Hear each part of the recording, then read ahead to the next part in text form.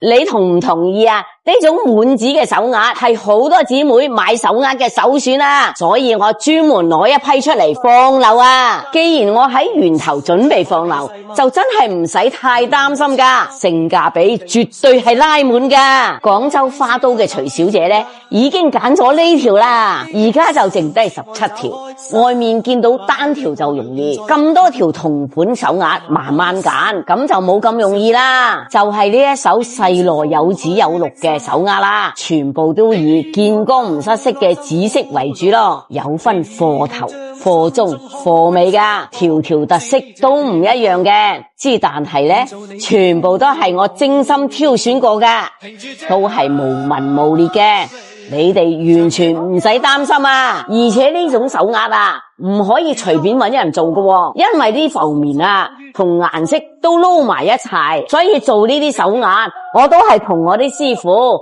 加啲加工費，叫佢哋同我慢慢做，落足心機嚟做靚佢。呢批手鐲可以做53到62嘅圈口，啱圈口嘅姊妹就可以考慮要唔要執漏啦。徐小姐條手鐲已經加工緊啦，好快就可以做出嚟啦。姊妹得閒嘅話，歡迎嚟搵連衣玩喎。